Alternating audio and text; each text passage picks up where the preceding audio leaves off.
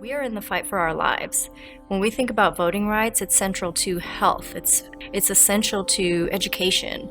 It's essential to, having our children just be safe in their own neighborhoods. We've seen attack after attack, intention after intention to decrease voter participation. And so I'm going to say voting rights is a large umbrella term, but within voting rights, it's making it harder for people to register to vote. It's making it harder for people to understand the vote by mail process.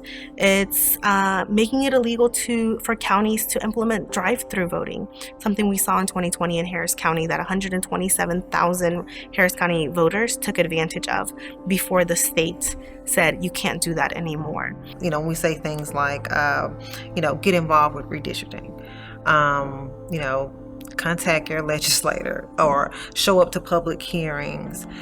That becomes this highbrow activity that doesn't seem possible or attainable because there's a knowledge gap on what that process, what that means, how do we partake in that process. And I think, we really need to hone in and focus more on closing that knowledge gap. So quite frankly, there are so many issues that Southerners are facing today because of racism and discrimination that we have to come together and we have to organize and we have to strategize and work in collaboration together so that we can address these multitude of pressing issues. So being able to engage with folks who may have same comparative analysis, such as those within the Solve network, is pivotal within this movement of racial equity and social justice work.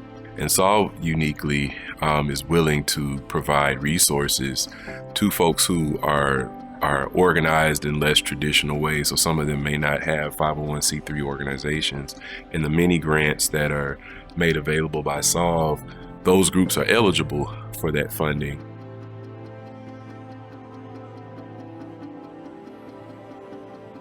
There is success not only in monetary resources, but in actual intellectual property and knowledge and lived and learned experiences, and Solve provides all of that.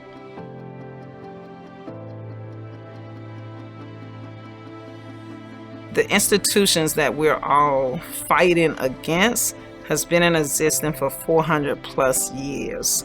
So they are very hard to dismantle, and one organization or two organizations can't dismantle these 100-year-old institutions. So it's going to take all of us. And so being a part of Solve allows for the cross-fertilization of organizations, and it allows for the exchanges with peers.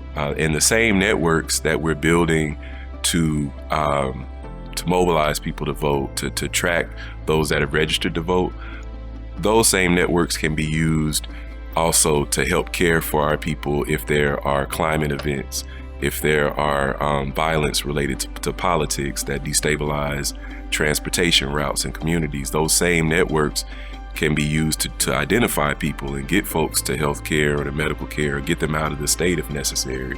So, we look at this very soberly. We, of course, want the networks to be used to inspire people to democracy and to be more effective in that competitive political landscape. And also, if worse goes to worse, those same networks will keep more of our people alive.